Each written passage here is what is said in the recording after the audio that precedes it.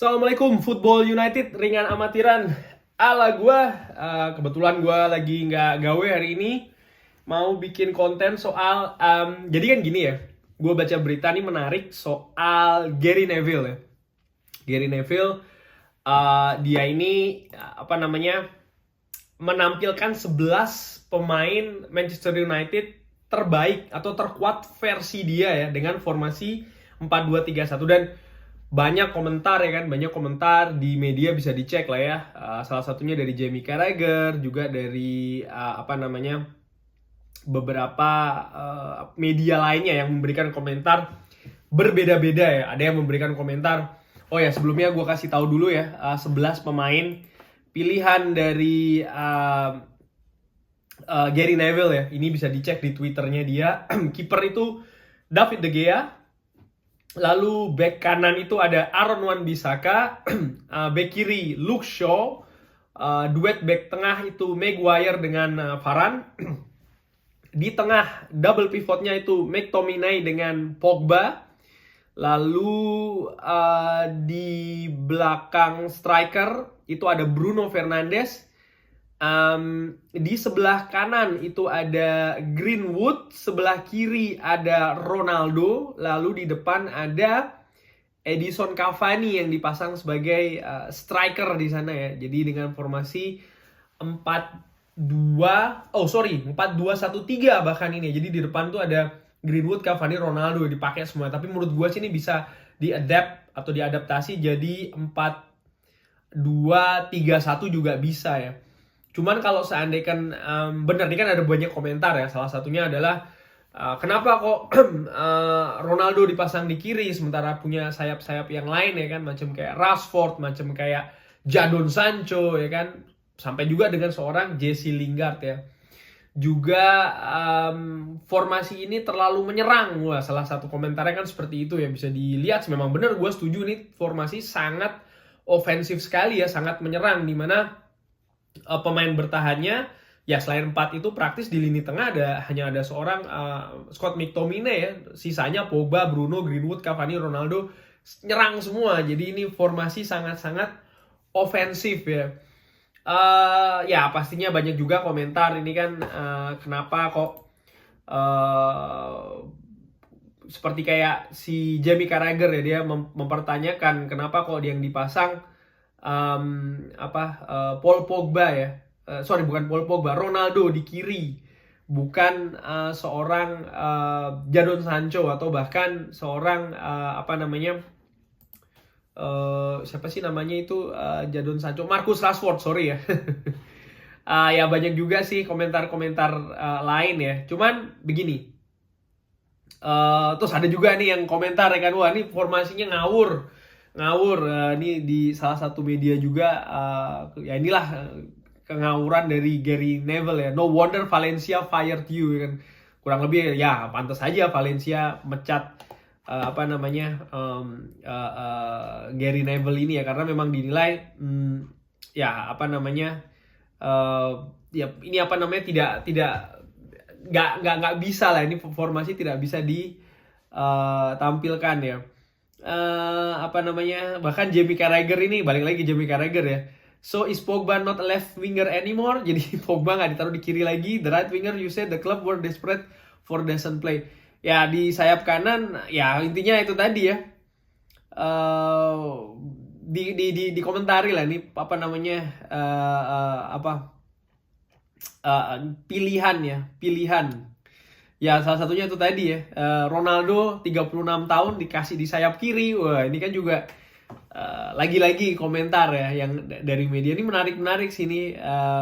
Ya itu tadi ya, lagi-lagi dikomentarin. Ada juga yang mengomentari soal ya lagi Ronaldo di kiri ditaruh di sayap, Pogba tidak ditaruh di sayap tapi justru Ronaldo yang di sayap, padahal kita punya sayap-sayap yang lain ya, macam kayak Rashford, Sancho.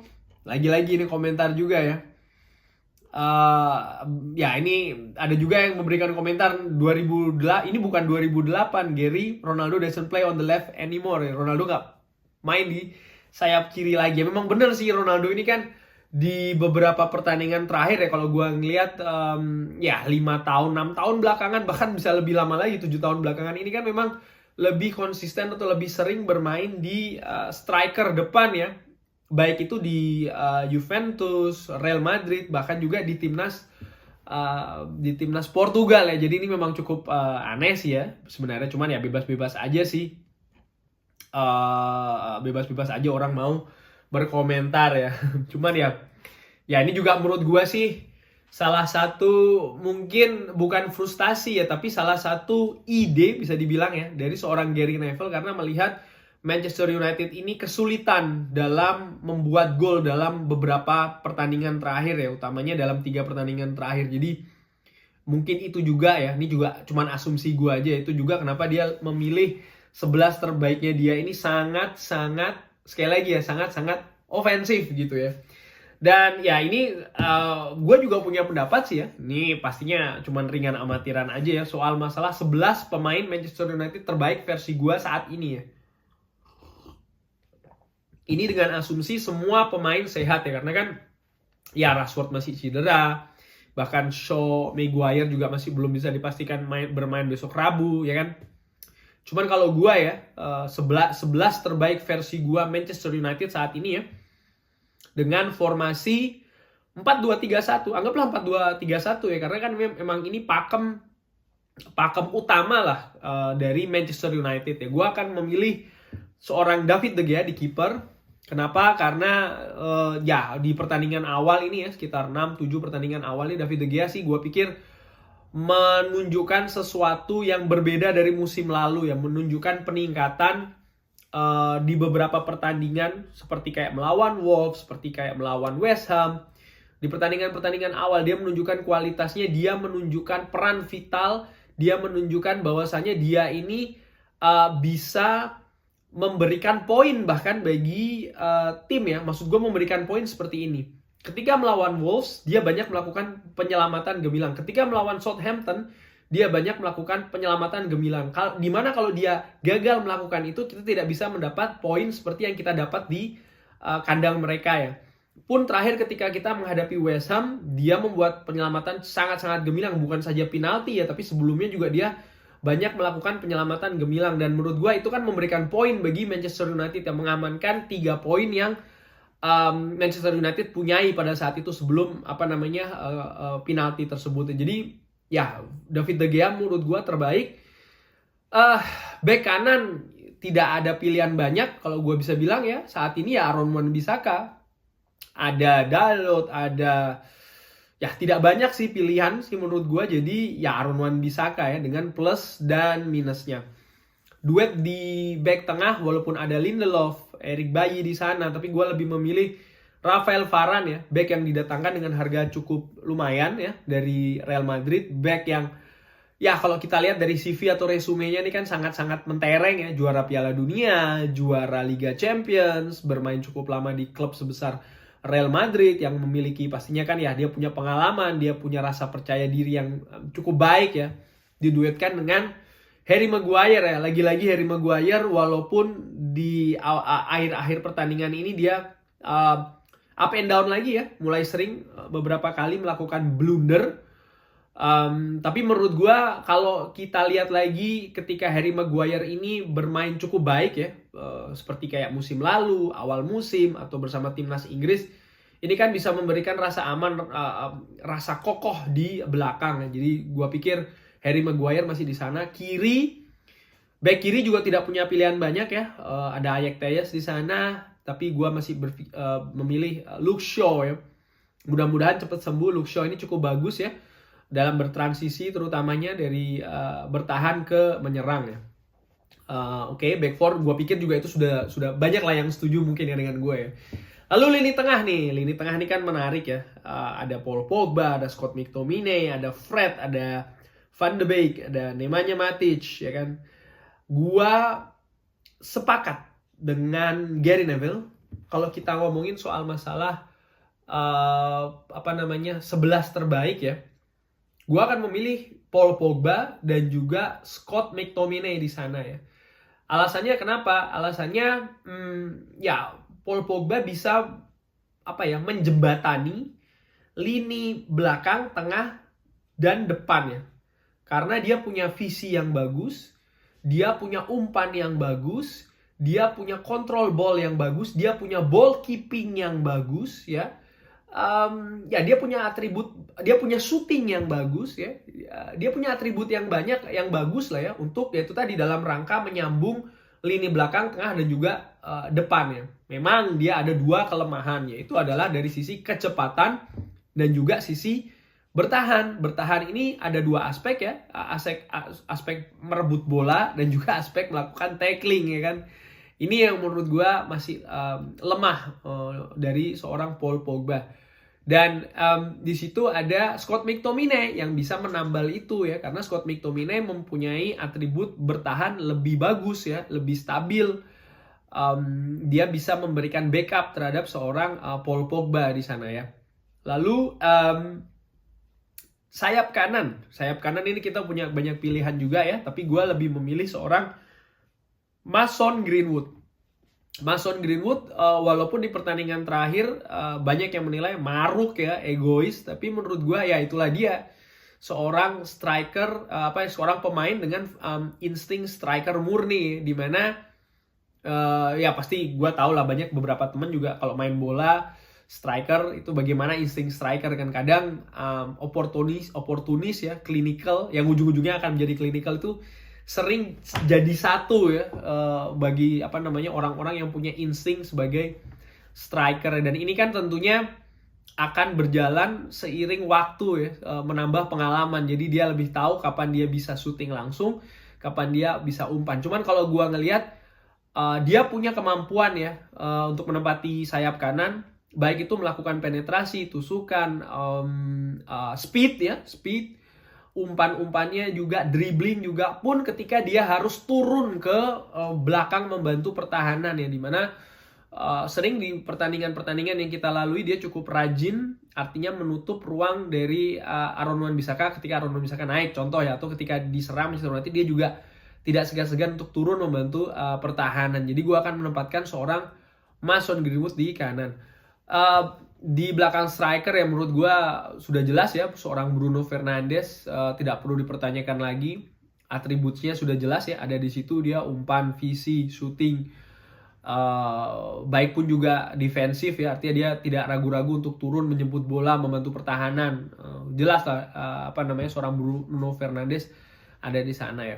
Sebelum ke sayap kiri, gue akan ke striker dulu ya. Di striker ini kan kita punya banyak pilihan. Ada Ronaldo, ada Edison Cavani, ada Marcus Rashford, ada Anthony Martial ya kan. Gue lebih memilih seorang Cristiano Ronaldo ya. Ini kalau kita ngomongin sekali lagi ya, the best 11 as a starter di kondisi general lah ya. Pastinya nih, sekali lagi gue tekankan ya, pastinya kalau gue sih ya, dengan amatiran, pastinya harus menyesuaikan dong dengan lawan yang akan dihadapi ya. Cuman saat ini kalau menurut gue sih ya, defaultnya gue akan menempatkan Ronaldo di depan. Kenapa ya? Ronaldo sudah terbukti pemain dengan kualitas nomor 1, striker mumpuni, banyak mencetak gol, sekalipun usia 36 tahun tapi tidak terlihat seperti 36 tahun ya. Dia salah satu pemain kelas dunia yang masih ada dan masih aktif saat ini. Jadi bisa diberikan ke Cristiano Ronaldo. Masalah Cristiano Ronaldo saat ini yang gue lihat adalah adaptasi ya. Adaptasi artinya gaya permainan Manchester United yang harus mengadaptasi terhadap Cristiano Ronaldo, dan juga sebaliknya ya. Ini yang masih belum terjadi, belum bersinergi secara baik, secara sempurna bahkan ya, masih belum. Kenapa? Ya wajar, Cristiano Ronaldo merupakan rekrutan terakhir, rekrutan yang tidak direncanakan dari awal, rekrutan yang datang tiba-tiba. Dan ya sehebat-hebatnya pemain, dia itu kan kalau dianggap atau dianalogikan kan sebagai kalau kita main bongkar pasang itu kan seperti kayak salah satu bagian, one of the pieces yang harus dimasukkan ke dalam pieces yang kosong yang bisa melengkapi. Dan ini kan juga merupakan tantangan ya, karena ya again, sehebat-hebatnya pemain tetap faktor adaptasi, faktor pencocokan lah ya kepada permainan, dan juga sebaliknya ya, tim juga terhadap dirinya, itu kan juga salah satu proses yang harus dilalui, dan ini yang sedang terjadi saat ini ya. Terlepas dia tampil gemilang ketika melawan Newcastle, tapi menurut gue ya itu tidak bisa langsung dijudge, dan memang sudah terbukti ya kalau Ronaldo tuh sudah selesai masa adaptasinya. No, masih belum. Ini masih dalam proses ke sana. Tapi again, as a individual player, Gua melihat dia punya atribut yang sangat komplit sebagai ujung tombak Manchester United. Nah, sekarang yang terakhir nih yang menarik adalah sayap kiri ya. Sayap kiri ini kan kita punya banyak ya. Ada Marcus Rashford bisa di sana, Anthony Martial, Jesse Lingard, Jadon Sancho ya kan. Jamie Carragher mempermasalahkan Gary Neville karena tidak memasang seorang Jadon Sancho yang didatangkan dengan nilai cukup tinggi ya, 80-85 juta dari Borussia Dortmund, dan Manchester United harus menunggu lebih dari 1 musim ya, tapi tidak dipilih ternyata. Bagaimana kalau gua sih sepakat sama siapa? Sama Gary Neville tidak memilih Jadon Sancho. Kenapa? Jadon Sancho sih menurut gua masih perlu adaptasi lagi ya dengan gaya permainan Manchester United, gaya permainan Liga Inggris, dan ini akan memakan waktu pastinya ya. Ya, tapi gue yakin dia ini pemain bagus, dia punya atribut, dia punya teknis, dia punya kalau gue bisa bilang ringan amatiran, dia punya segalanya ya untuk jadi winger yang mumpuni. Cuman belum sekarang, masih harus ada waktu gitu ya. Kayak gue bilang, ini dengan asumsi semua pemain sehat, gue akan menempatkan seorang Marcus Rashford di sebelah kiri. Kenapa? Gue lihat musim lalu ya, ketika dia fit, ketika dia on his prime ya, dalam penampilan terbaiknya, bagaimana build up serangan antara Rashford dan Shaw ini dalam bahu-membahu ya, itu sering sekali sudah padu ya.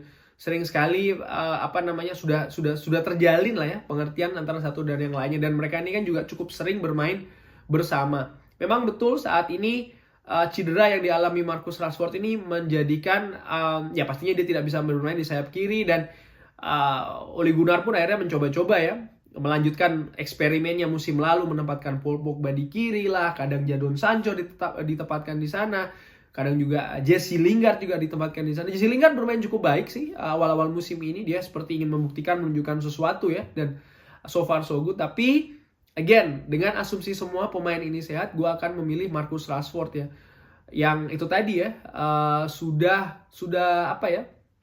fasih bermain di kiri.